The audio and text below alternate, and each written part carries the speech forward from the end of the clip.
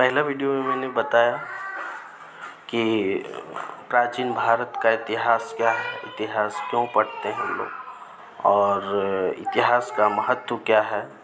आज मैं इस वीडियो ज़्यादा आप लोग को समय बर्बाद ना करते हुए मैं स्टार्ट करूं, टॉपिक पे आ जाता हूं।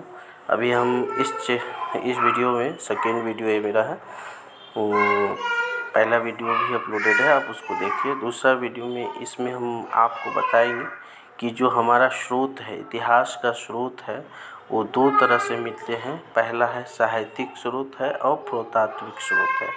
साहित्यिक स्रोत में मतलब कि लिखी हुई स्रोत है, उसमें आ जाता है वैदिक, सांस्कृतिक, पाली, प्राकृतिक एवं अन्य साहित्य है, विदेशियों द्वारा विवरण है। ये हमारा साहित्यिक स्रोत है। पुरातात्विक स्रोत में आता है पूरा लेख है, सिक्के हैं, स्थापत्य है, अवशेष है, उत्खनन आदि है ना। तो ये सारा स्रोत है, यानी कि इसको हम स्रोत को दो भागों में बांटते हैं। तो पहला भाग आपका होता है कि लिखी हुई, यानी कि किन्हीं के द्वारा कुछ न कुछ लिखे हुए माध्यम से जो हमें जानकारी मिलती है, वो हमारे साहित्यिक स्रोत है। और यानी कि कुछ हमारे जो पुरातत्व से संबंधित अवशेष हैं, सिक्के हैं इत्यादि, जो उत्खनन यानी खनन करने से कुछ चीज़ मिले हैं, प्रमाण मिले, उससे जो हमारा इतिहास के बारे में जानकारी मिलती है, उसे पुरातात्विक स्रोत कहेंगे। तो साहित्यिक स्रोत में ब्राह्मण साहित्य में आता है ऋग्वेद, सामवेद, यजुर्वेद, अथर्ववेद, ब्राह्मण्य, आरण्यक, उपनिषद, महाभारत, रामायण, पुराण है। समझ में आया? यानी ब्राह्मण्य साहित्य। अब साहित्यिक स्रोत को भी आपको बांट दिया गया है धर्म के आधार पर। ब्राह्मण साहित्य, बौद्ध साहित्य और जैन ग्रंथ, है ना। तो आप इसको बहुत अच्छी तरह से समझिए, आपको सारा कुछ बहुत अच्छे तरह से क्लियर हो जाएगा। पहला है क्या आप जाने, स्रोत हमारा साहित्यिक स्रोत है और एक पुरातात्विक स्रोत है। अब साहित्यिक स्रोत में आता है ब्राह्मणीय साहित्य, बौद्ध साहित्य और जैन ग्रंथ। तो ब्राह्मण साहित्य में तो आपको पता है वेद के बारे में। वेद कितने हैं? ऋग्वेद है, यजुर्वेद है, सामवेद है, अथर्ववेद है। ये हमारे कितने वेद हैं? ऋग्वेद, यजुर्वेद, सामवेद, अथर्ववेद। ये 4 हैं। 5 वेद माने जाते हैं, है ना। 5 वेद होते हैं। अब यहाँ पे एक वेद आपका है सामवेद। ऋग्वेद, यजुर्वेद, सामवेद, अथर्ववेद, 4 वेद हैं यहाँ पे। एक वेद और दूसरा है ब्राह्मण्य, आरण्यक, उपनिषद, महाभारत, रामायण, पुराण। ठीक है। बौद्ध साहित्य में क्या है? विनय पिटक है, सूत पिटक है, अमिधम पिटक है, महावंश है, दीपवंश है, ललित विस्तार है, दिवादात है, बुद्ध चरित्र है, अवशेष घोष, महाविभाष है, वसुमित्र जातक आदि जो है बौद्ध साहित्य है। जैन ग्रंथ में आता है कल्पसूत्र, भागवती सूत्र, आचारांग सूत्र आदि आते हैं। तो ये हमारा ऐतिहासिक साहित्य स्रोत में आता है। अब इसके अलावा भी ऐतिहासिक साहित्य स्रोत है, जैसे राजतरंगिणी है जो कल्हण के द्वारा लिखा गया, पृथ्वीराज राजसो चंद्रवरदाई के द्वारा लिखी गई, हर्ष चरित्र है पानभट्ट ने लिखा है, मुद्रा रक्षस है विशाखापत्तनम विशाखादत्त ने, अर्थशास्त्र कौटिल्य ने लिखे हैं, अभिज्ञान शकुंतलम कालिदास लिखे हैं, स्वप्न वासवदत्त भास ने लिखे हैं। तो ये हमारा क्या है? ऐतिहासिक साहित्य स्रोत है। राजाओं द्वारा रचित साहित्य है, जैसे हाल सातवाहन, गथा सप्तवासी है, महेंद्र वर्मन है, पल्लव वंश के थे, जो मातृविलास प्रहसन है, हर्षवर्धन जो है, रत्नावली, नागानंद, प्रियदर्शिका, फिर है आपका सोमेश्वर चालुक्य वंश के थे, जो मंशोलास है। ये सारा हमारा क्या है? साहित्य है। कुछ राजाओं ने हमारा ये साहित्य लिखे हैं। इससे भी हमें कुछ न कुछ जानकारी मिलती है। साहित्यिक स्रोत ग्रंथ प्रमुख तथ्य है। अब इसमें से जो अभी आपको साहित्यिक स्रोत ग्रंथ है उससे क्या प्रमुख तथ्य है, उसमें क्या है, उसके बारे में हम शॉर्ट पढ़ेंगे। तो यहाँ तक क्लियर हो गया कि हमारा स्रोत क्या क्या है और किस ग्रंथ में कब क्या आया है, वो सारा कुछ क्लियर हो।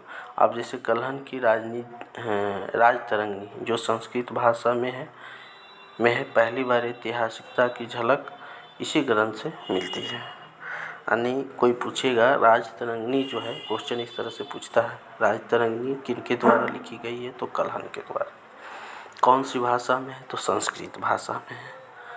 ठीक है, ये दो क्वेश्चन क्लियर है। पहला है कलहन किसके द्वारा रचित है, राजतरंगिणी कौन सी भाषा है, तो संस्कृत भाषा में। महावंश और दीपवंश बौद्ध ग्रंथ दक्षिणी बौद्ध मत के ग्रंथ हैं। इसमें सिंपल क्वेश्चन आपसे बनेगा कि बौद्ध ग्रंथ जो है, बौद्ध ग्रंथ महावंश और दीपवंश जो है किस धर्म से है, तो बौद्ध धर्म से है और ये ग्रंथ है, बौद्ध ग्रंथ है जो दक्षिणी बौद्ध मत के ग्रंथ है। ललित विस्तार बौद्ध ग्रंथ की रचना नेपाल में हुई थी।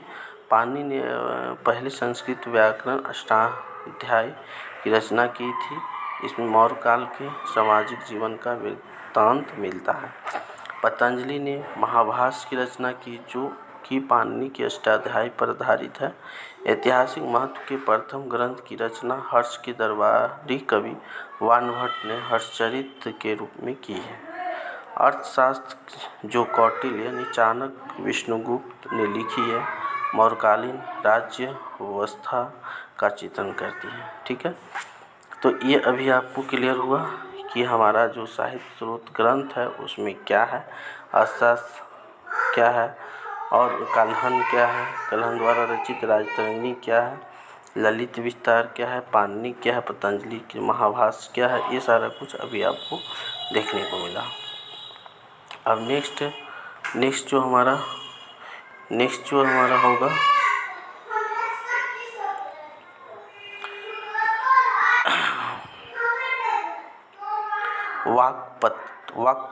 वाक्पति ने कनौज को राजा अश्ववर्मन पर आधारित गौरवह नामक पुस्तक लिखी है। इसमें एक सिंपल सा क्वेश्चन आप पे पूछा जाएगा कि वाक्पति ने कनौज के राजा अश्ववर्मन पर आधारित गढ़वान नामक पुस्तक लिखी है। कौन सा पुस्तक लिखी है, गढ़वान नामक।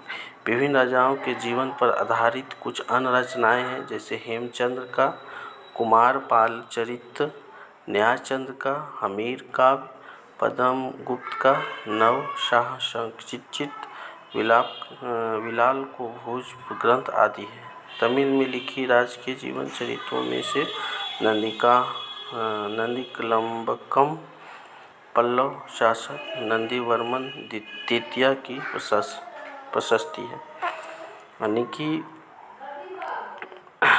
आप मुख्य जो पॉइंट है आप उसको याद रखिएगा, ज़्यादा इसको कुछ नहीं है, बस एक ध्यान में रखना है, जिससे आपको ऑप्शन मिलेगा तो पकड़ा जाएगा क्वेश्चन। अब विदेशियों द्वारा कुछ विदेशियों लेखक हैं जो कुछ अपने अपने विचार और ग्रंथ बुक प्रस्तुत किए हैं। जैसे पहले है यूनानी लेखक आए हेरोडोटस का इतिहास का पिता कहा जाता है।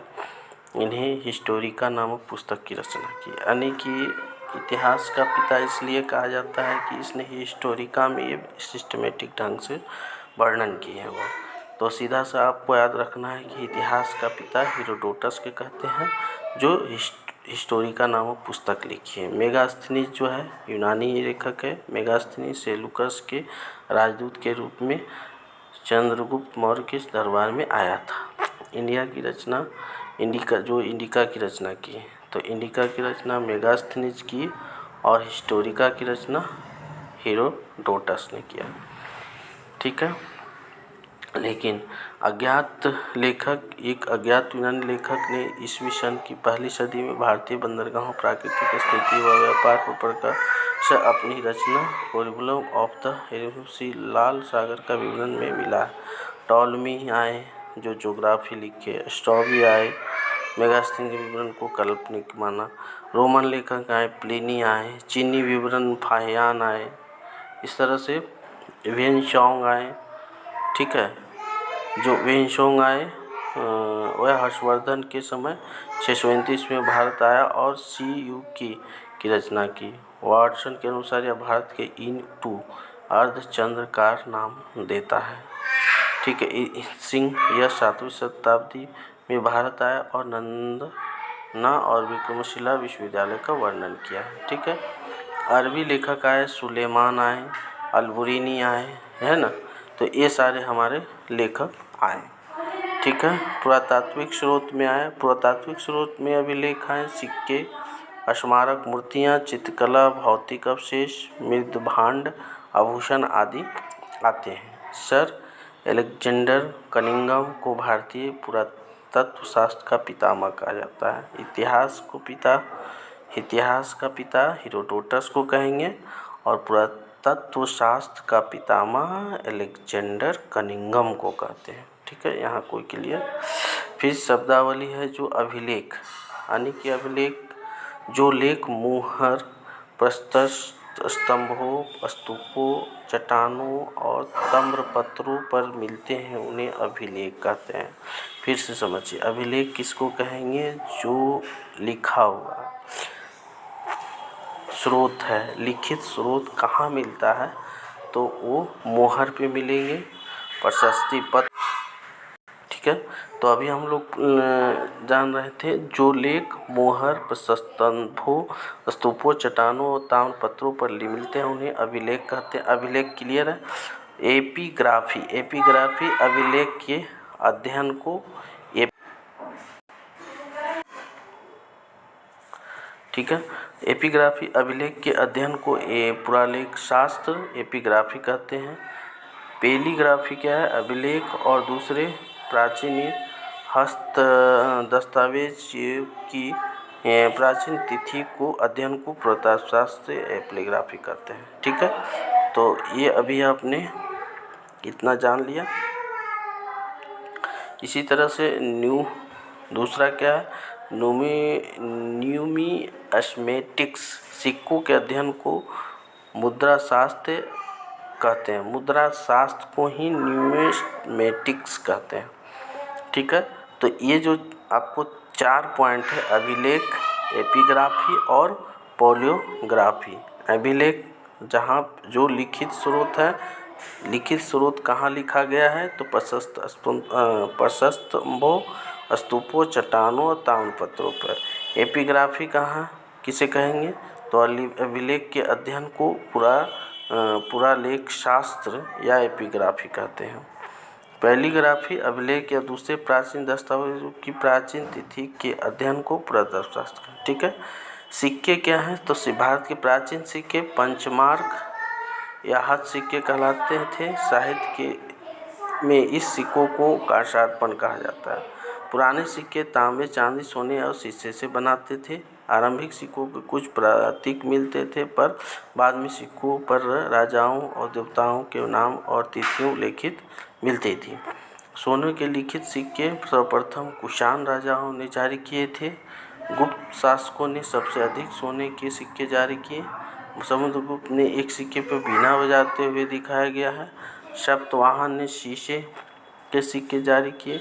गुप्त काल ने स्वर्ण सिक्कों को दीनार या चांदी के सिक्के को रूपक कहते थे। यानी कि यहाँ जो हर एक राजाओं ने अपने हिसाब से अलग अलग एक मुद्रा का प्रचलन किए और मुद्रा का जो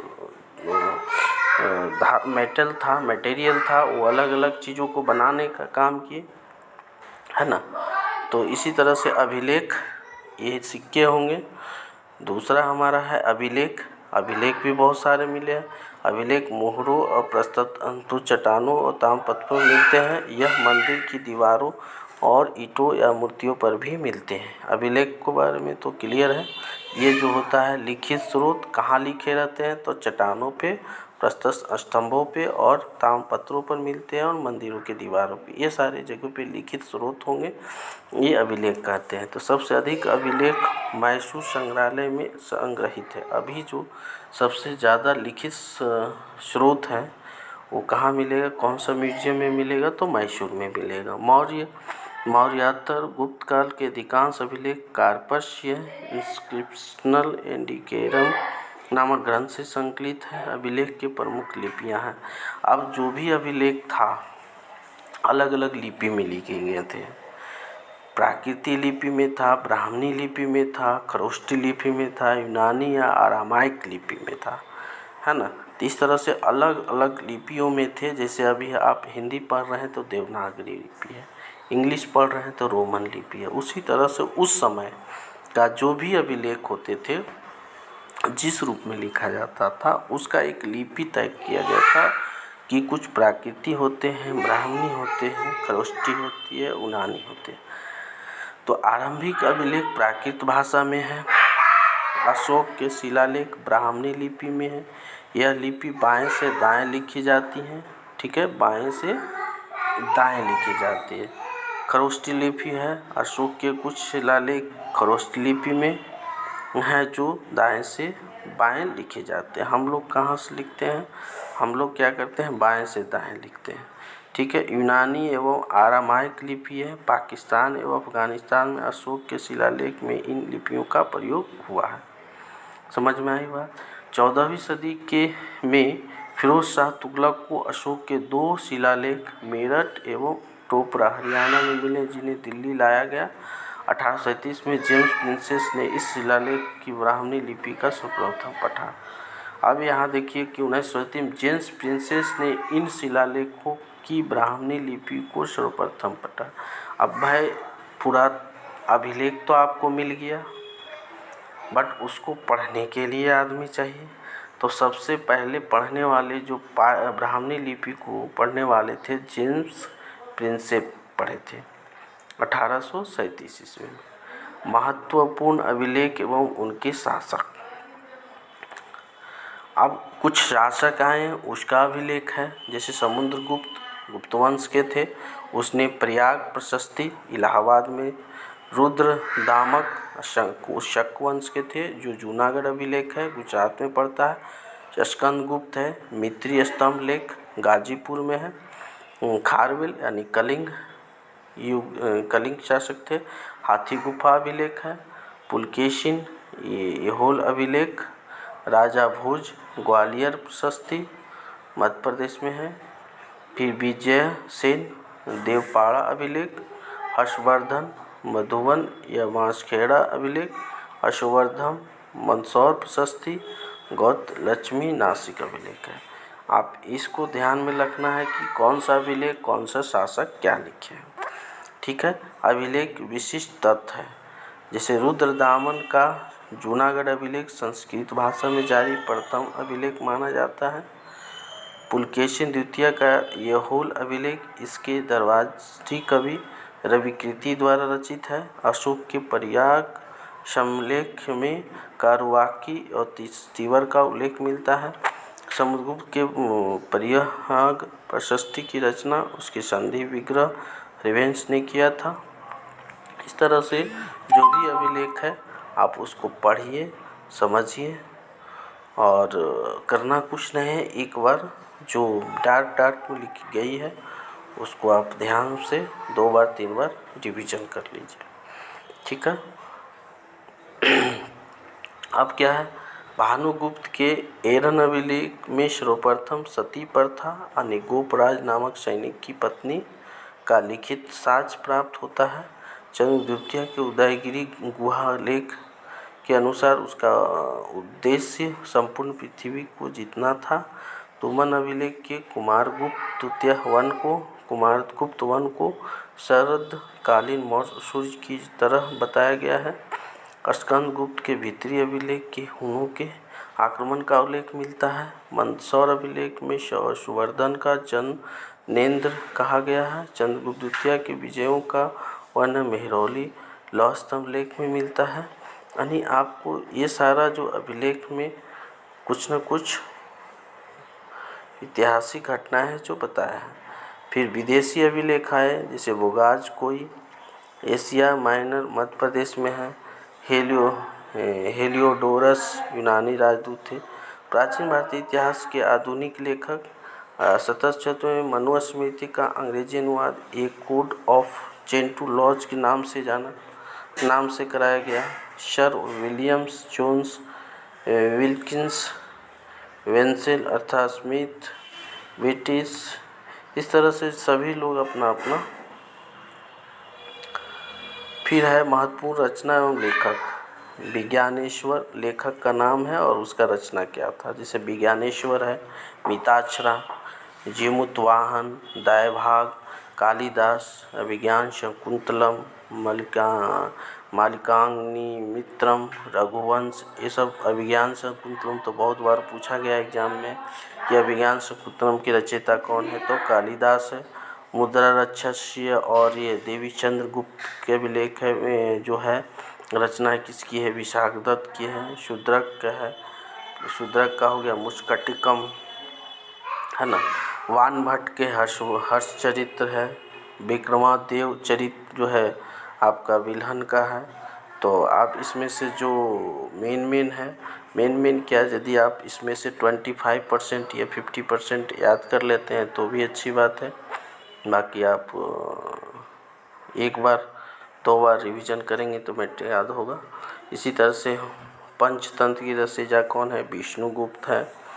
ठीक है। भक्ति शतक क्या है, भातृहरि है ना। इसमें जो मेन है उसको मैं बता देता हूँ। नाट्य शास्त्र है जो भरत है। रामायण है जो वाल्मीकि जी लिखे हैं। रामचरितमानस है गोस्वामी तुलसीदास है। ठीक है। रामायण और रामचरितमानस। बृहत कथा कोश है जो हरिवंश है। शिशुपाल वध है माघ है। संगीत रत्नकार है शारंगदेव है ना। तो इस तरह से हमारा कुछ रचनाएं हैं, रचनाकार हैं जो आपने पढ़ाया। ठीक है। तो आज मैं इस टॉपिक के साथ मैं यहाँ पे कंप्लीट किया एक टॉपिक का नाम क्या था, प्राचीन भारतीय इतिहास के स्रोत। Thank you for watching video. आप इसी तरह से मैं स्टार्ट किया हूँ, आप इसको फॉलो करिए। एक बार आप घूमिए, एक बार आप इस बुक को घूम जाने से आपको आइडिया हो जाएंगे कि हमारा इतिहास, हमारा जो इतिहास किस तरह से है, क्या क्या है, ये रफली आइडिया हो जाएगा। उसी तरह से मैं एक रीडिंग के रूप में आप सुनिए, रीड करिए इसको, बट कंटिन्यू करिए। आपको देखिए फिर कहीं सेट प्रैक्टिस में या क्वेश्चन कहीं मिलेगा तो आपको ध्यान में आएगा कि इस बुक में मैं इस चैप्टर में पढ़ा हूँ। फिर बार बार उस जगह पे जाइए, पढ़िए, धीरे धीरे उसको सारा 2 बार 3 बार करिएगा तो जो मेन टॉपिक होगा, मेन क्वेश्चन होगा, पकड़ाने लगेगा। ठीक है। Thank you for watching my video. इसी तरह से मैं तीसरा वीडियो भारत का इतिहास का मैं डालूँगा। Thank you.